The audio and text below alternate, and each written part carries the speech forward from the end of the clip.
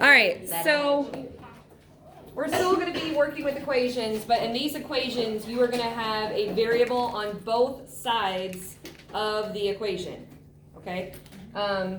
Unless you have had some sort of enrichment type class before, you probably have not seen these types of problems, and you don't know how to solve them. We're actually going to kind of break this into 2 separate days.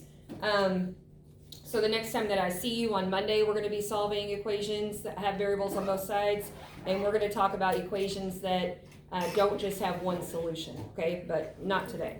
So let's start out with a pretty basic equation.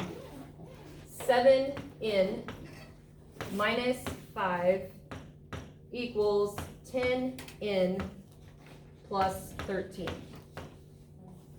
Now I'm saying this is a pretty basic equation because we do not need to distribute and we do not need to combine like terms. Okay, so you always check the left side of the equal sign to see if you can distribute or combine like terms. Then check the right side, see if you can distribute or combine like terms, and then move on to this step, okay? So you don't want a variable on both sides. The whole goal of an equation is to get the variable by itself. So the very first thing that we need to do here is we need to make it so that the variable is only on one side. Now most of our brains prefer to see the variable on the left-hand side. So I'm going to leave the 7n, but I'm going to get rid of this 10n. And I would do that just like when I would solve equations. So I would want to do the opposite of 10n, which would be, you got it. Now, you can do whatever you want to an equation as long as you do it to both sides. So that means over here, I would need to do minus 10n. And notice that I'm putting it underneath the 7n because those are the like terms. So what would be 7n minus 10n? Negative 3n. Negative 3n. I didn't do anything with minus 5. Didn't do anything with my equal sign. 10n minus 10n, that's gone. And I'm left with a positive 13. So now I have my variable on one side. And I can solve it just like normal. What would be my next step? Plus 5. Wouldn't it be divided by negative 3? Oh wait, no. It would be plus 5. 5s are gone. So negative 3n equals 18. And the last step is to Divide by negative 3. divide by negative 3. So positive 18 divided by a negative 3 would give you Negative 6. negative 6. Okay, all right with that? Yeah. Good. So they start looking more complicated, but they aren't really any more complicated. I'm going to give you one that is similar to this one, okay, for you to try on your own. You try 5n minus 2 equals 3n plus 6.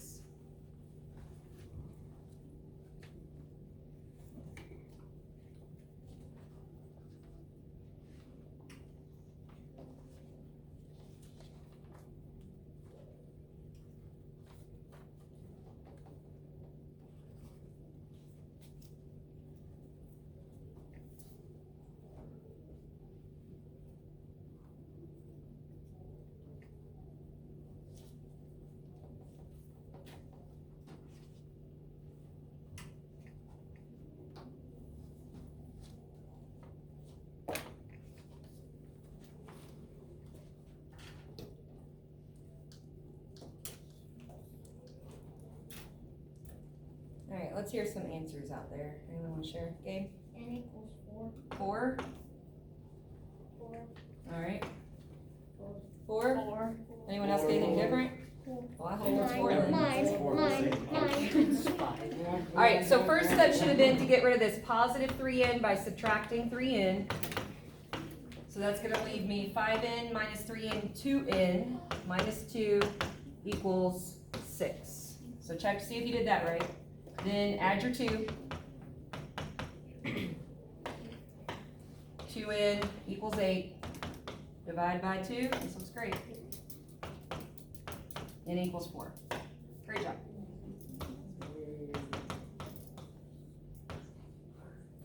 All right, how about m minus 1 equals 9m plus 15.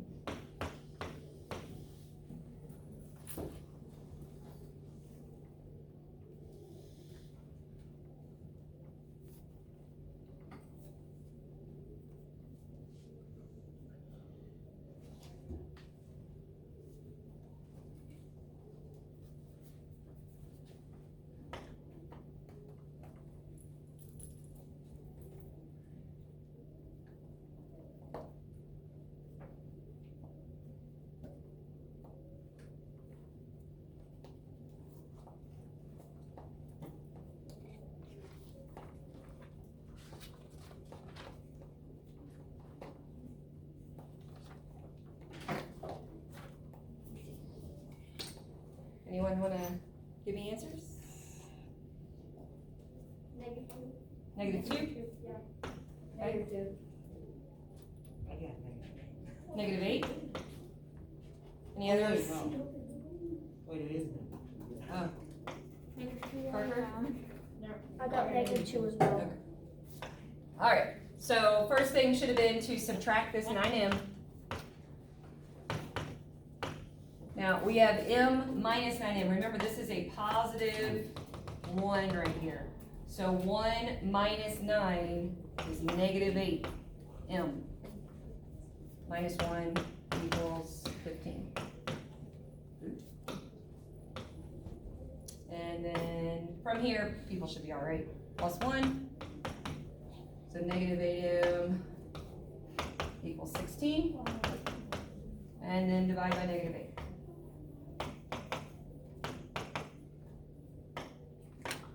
Which is negative 2. Good job. Any questions about any part of that? All right, let's do one more of these, and then if you all feel good, then I feel like you all are getting it.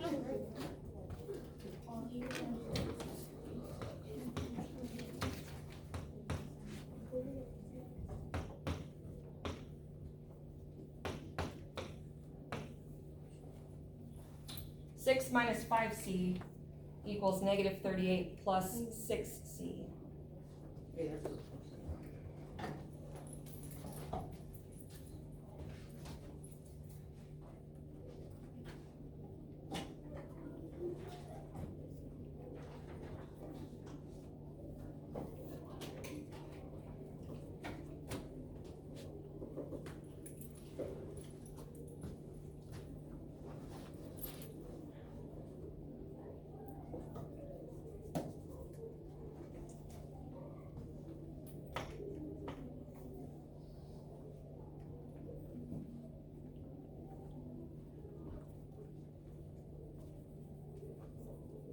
Ready? Holy stress, negative 34. Negative what? 34. Negative 34? I got negative 4. Negative 4. I got No, positive. You got positive 4. Not I got negative 4. 4, I'm sorry. Positive. Who got negative 4? I got There was a negative 4. All right.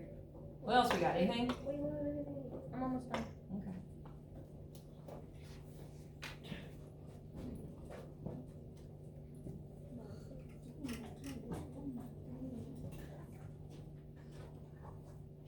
We might have been able to do this before, but maybe.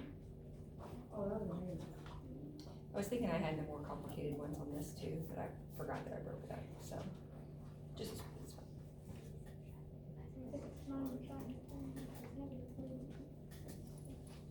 I got 44 positive. All these 4s. Yeah, it is. I know. Funny thing is, there's no 4s in the actual product. Oh. All right. So the only way that you can for sure know if you made a mistake is if you end up with a decimal or a fraction. Okay. Remember we said that all of these would be integers, so that's either a positive whole number or a negative whole number. Just not such a thing. But okay. First thing you should have done is you should have gotten rid of that 6c. So since it's positive, I'm going to subtract 6c. And I need to line that up with my negative 5c, because those are the like terms. So I can't combine anything with 6. Negative 5 and negative 6 give me negative 11. Same sign, same sign. You all love that.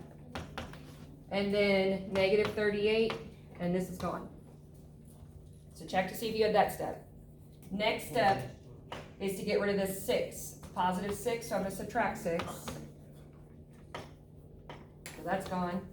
Negative 11c, don't forget to bring down that negative sign, equals same sign, sum, same sign. Negative 11c equals negative 44. And last step, so that's maybe where that 44 came from. Last step is dividing by negative 11.